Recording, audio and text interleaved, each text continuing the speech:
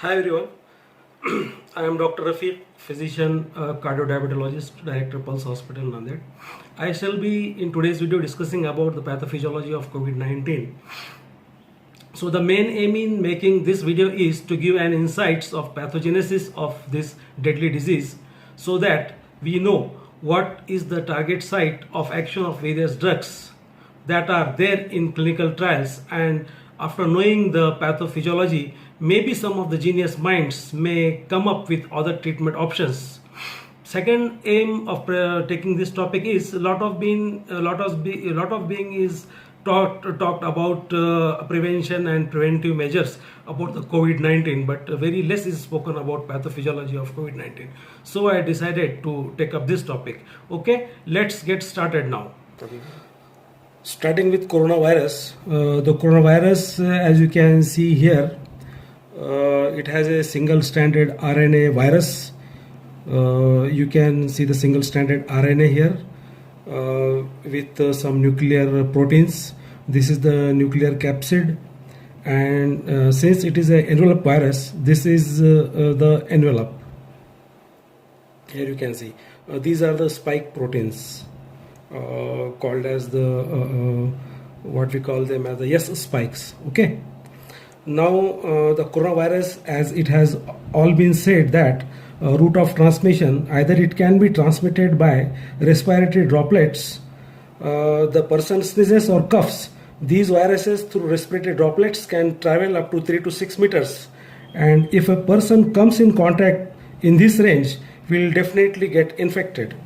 Although it has been proposed that if the virus is on surfaces, for example table or chair or handles, it can stay there for almost 24 hours. So if any person touches these surfaces, then there are high and touches the mucous membrane, then the person will be infected. Now also it also has been transmitted by a fecal-oral route. Now when the person is infected, the virus will enter into the respiratory system of the infected person, and it will enter into the lungs. So the main site of its action is the alveoli. So here you can see on the alveolus, it has a type 1 and type 2 receptors, type 1 and type 2 pneumocytes. Type 2 pneumocytes, they have villi on their surfaces. So the main site of action of the coronavirus is type 2 pneumocyte. So it enters the type 2 pneumocyte, and what actually happens inside the type 2 pneumocyte I shall be describing in this chart.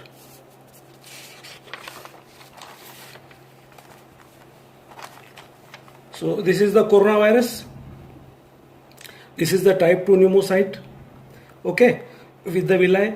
So these type 2 pneumocytes have ACE2 receptors, that is antigen, that is angiotensin converting enzyme 2 receptors on the surface, and with the help of these receptors, this coronavirus will enter into the type 2 pneumocyte.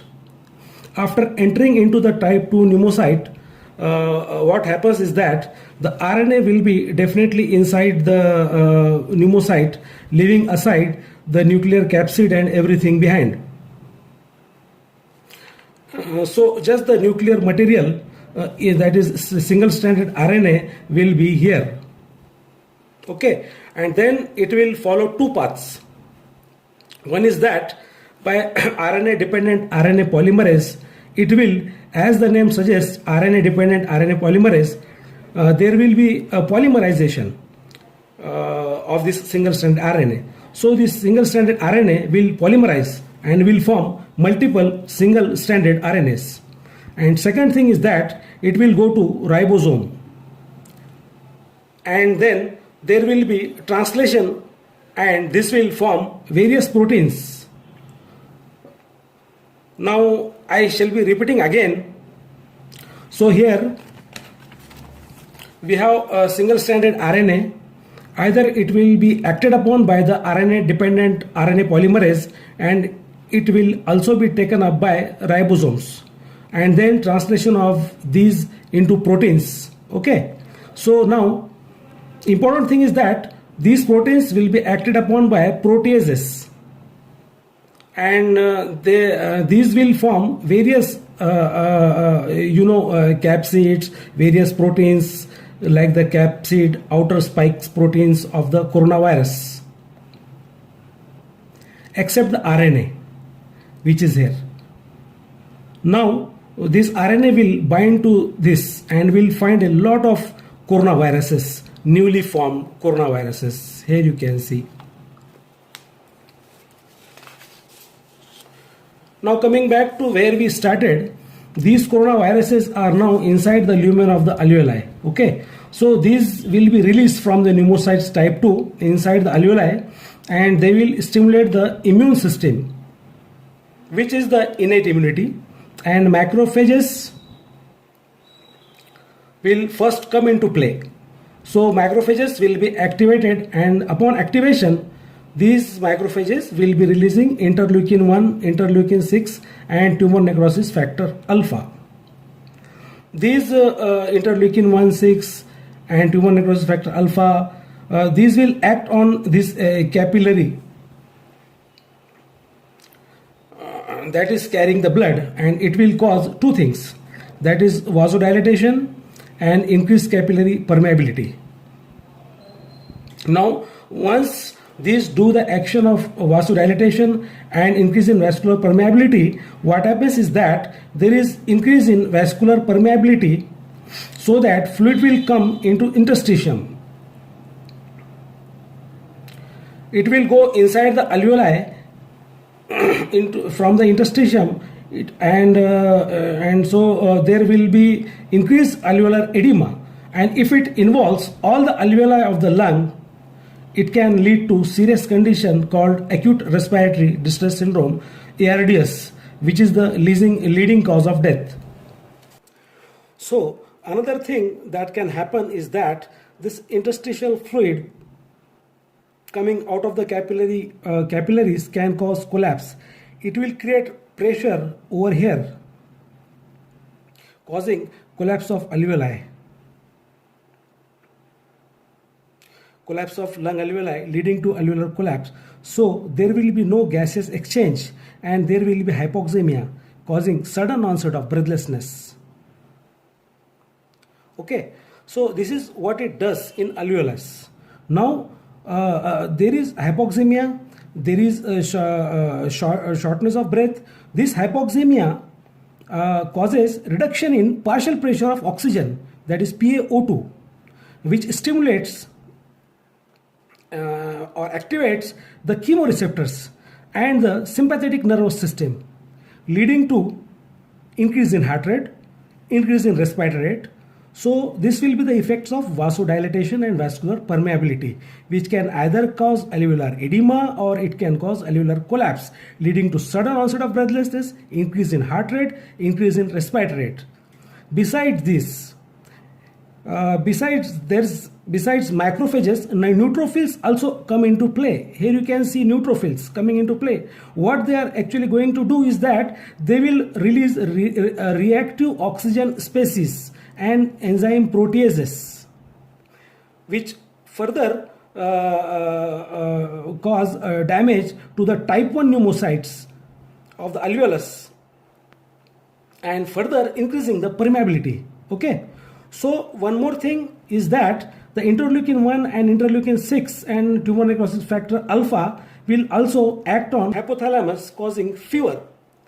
Also that when there is too much of inflammatory response, it will stimulate the production of sputum and cough, which can lead to consolidation and pneumonia. So these are the clinical presentations, as we can see: fever, cough with sputum production, shortness of breath, dyspnea. These three symptoms are very much suggestive of COVID-19 infection: fever, cough with sputum, shortness of breath, dyspnea. Very, very much sensitive of COVID-19 infection. Now, what can be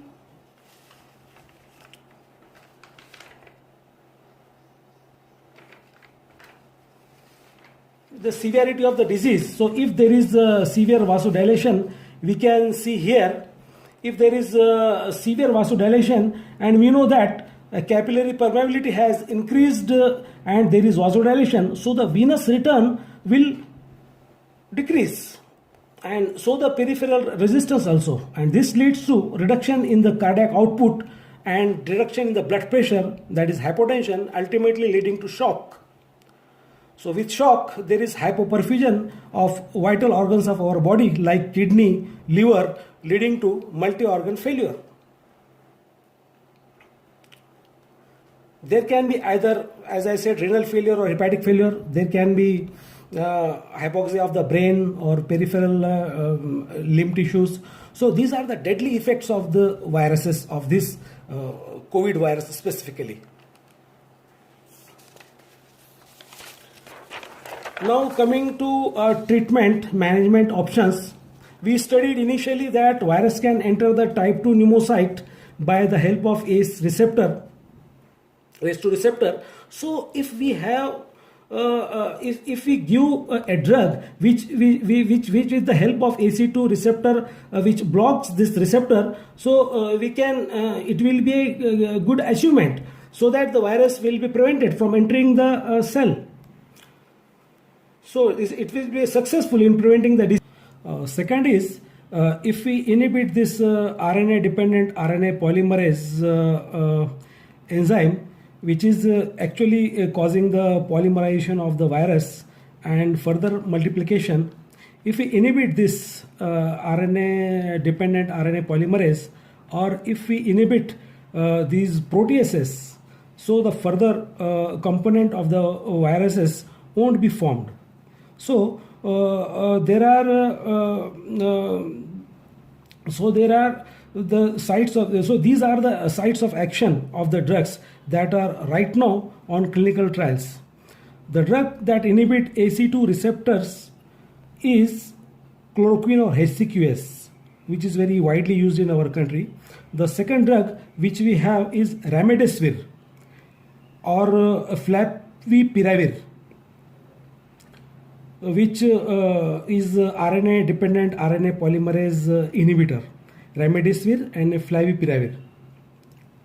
The third drug which we have is ritonavir, which will inhibit the proteases. Here you can see ritonavir inhibiting proteases.